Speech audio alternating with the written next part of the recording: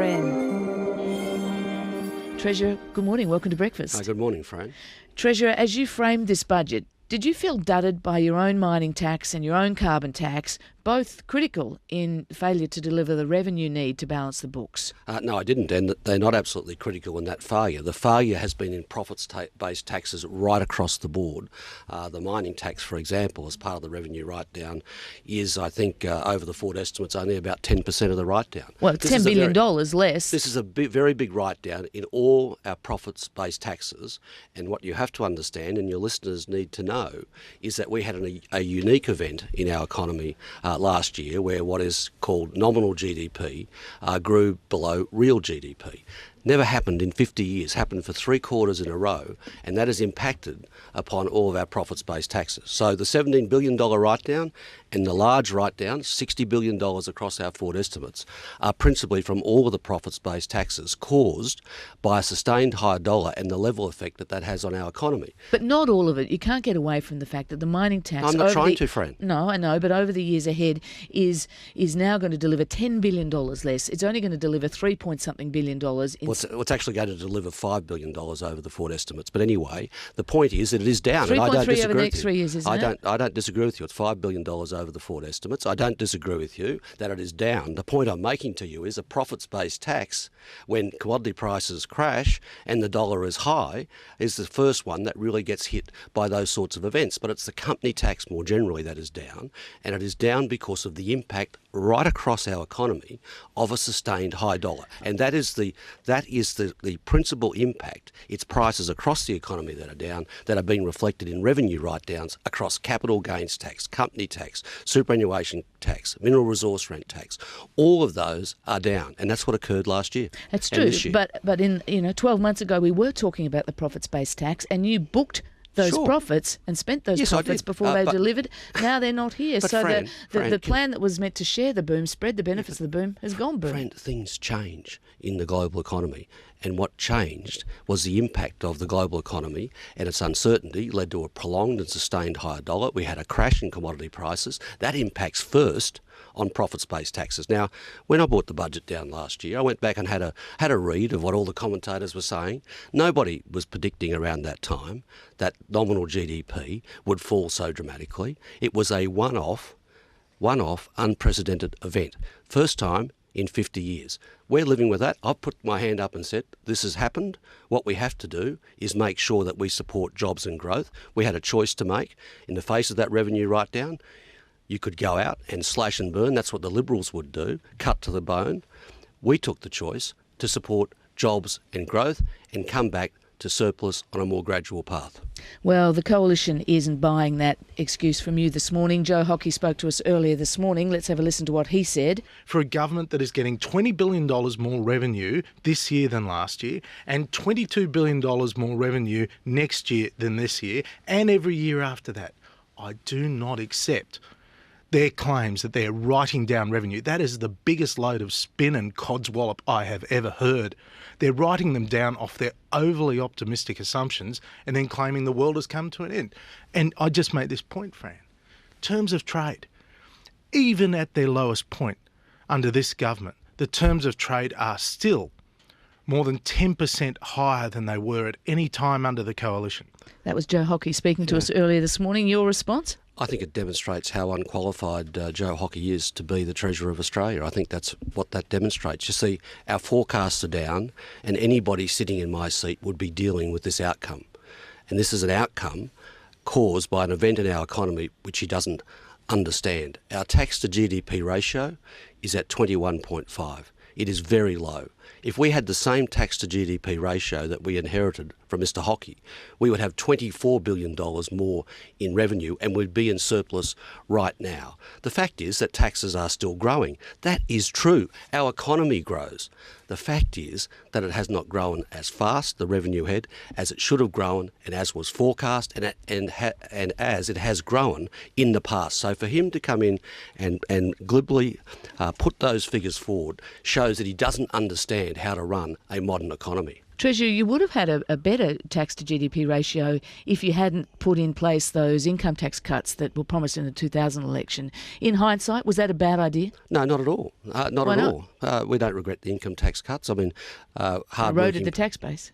Well, no. Well, you have to adjust your tax rates from time to time, and we made that adjustment. The fact is that what has occurred here is that our profits-based taxes have been hit by these events, and what we have been doing is making savings. We have made $43 billion worth of savings in this budget, but of course the rub is really on Mr Hockey now. He was squirming in his seat on the 7:30 report last night when he was asked what he was going to do about our proposal to put the baby bonus into Family Tax Benefit Part A. He couldn't answer that question.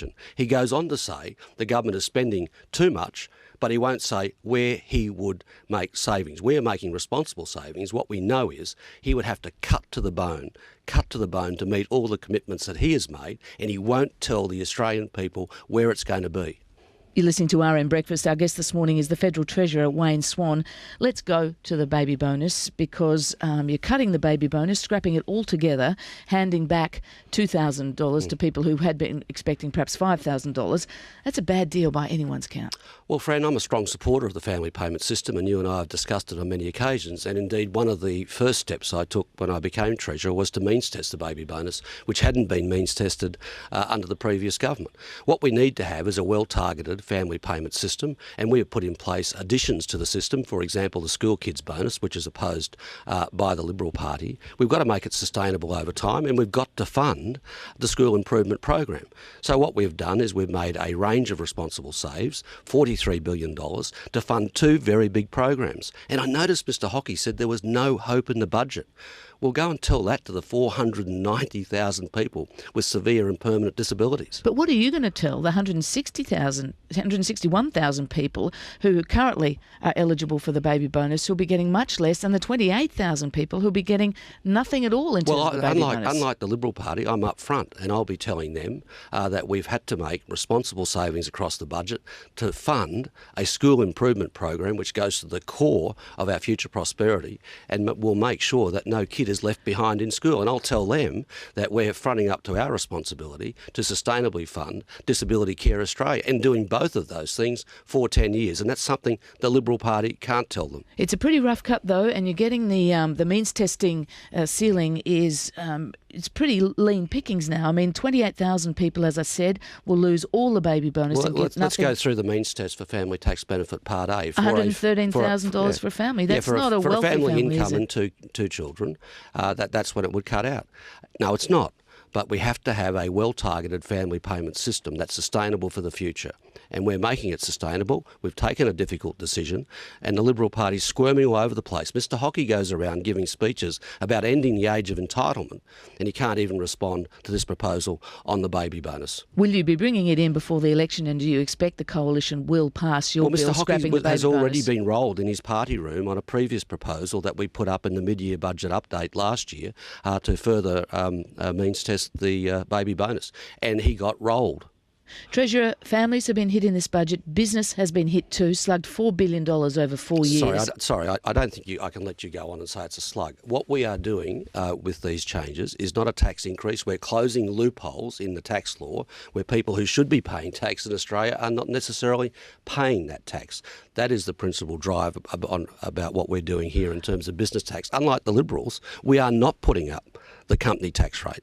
They are putting it up by 1.5%, but you don't hear much about that from the Business Council. Fair enough. Some of that taking back is from the resources sector, $1.1 billion of that. Is that payback for the mining tax revenue you never got because the big three miners could arrange their tax affairs to minimise? No, not at all. It's a loophole that has emerged. It's been there for some time. It was discussed extensively by the Business Tax Working Group. We've been consulting with the industry about this change. It's a responsible change. It's got nothing to do with that at all. It's what it has got to do with is making sure those people that are exploring are getting their proper tax deductions. Treasurer, I know your time is tight this morning. You're in demand, but you accept that a lot of pretty ordinary Australian families will be feeling the pinch from this. Look, I understand that there has been some changes across the board and that not everybody will be happy, but we had to make these changes by circumstances that have occurred in the economy. We think it's the best for jobs and growth. Supporting jobs and growth has governed everything we do since we've been in power for the past 6 years.